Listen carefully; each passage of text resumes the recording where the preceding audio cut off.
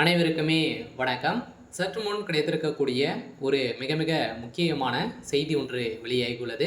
சற்று முன் ஸ்டாலின் விரட்டடிப்பு கதை முடிந்தது, அடிதடி மோதல், போலீஸ் குவிப்பு, இது மாதிரி பார்த்தீங்கன்னா செய்திகள் வெளியாயிருக்கு.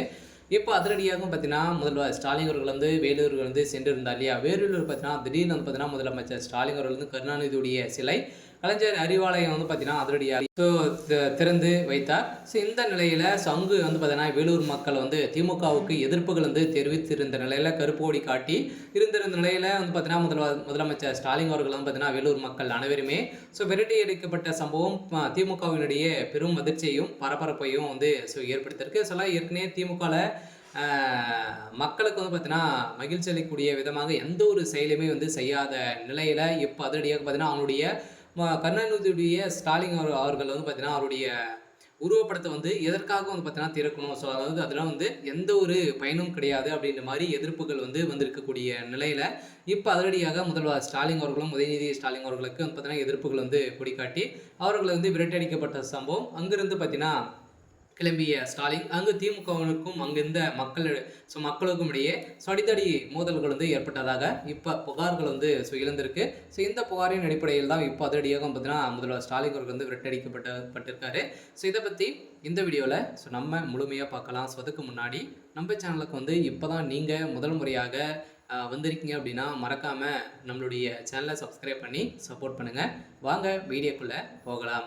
ஸோ பார்த்தீங்கன்னா முதல்வர் ஸ்டாலின் அவர்கள் வேலூருக்கு சென்றிருந்தார் இல்லையா? ஸோ பார்த்தீங்கன்னா கலைஞர் கருணாநிதி உருவ வெண்கல சிலை கலைஞர் அறிவாலயம் என்ற பெயரில் நூலக ஆகியவற்றை முதலமைச்சர் ஸ்டாலின் அவர்கள் திறந்து வைத்தார். இது வேலூர் மாவட்டத்தில் ஆய்வு மேற்கொள்வதற்காக முதலமைச்சர் ஸ்டாலின் வேலூர் வருகை தந்திருந்தார்.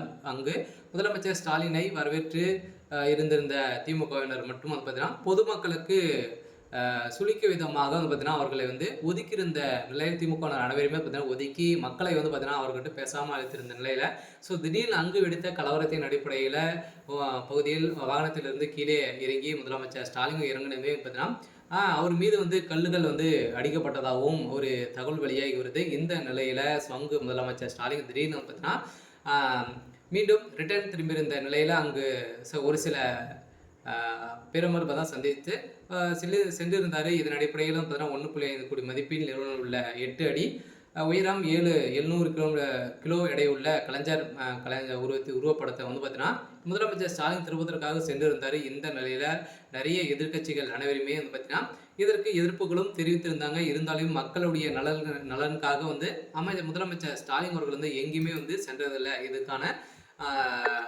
நிறைய புகார் மீது பார்த்தீங்கன்னா முதல்வர் ஸ்டாலின் இருந்திருந்தது. இந்த புகாரின் அடிப்படையில் இப்போ முதல்வர் ஸ்டாலின் வேலூரில் விரட்டடிக்கப்பட்டதாக இப்போ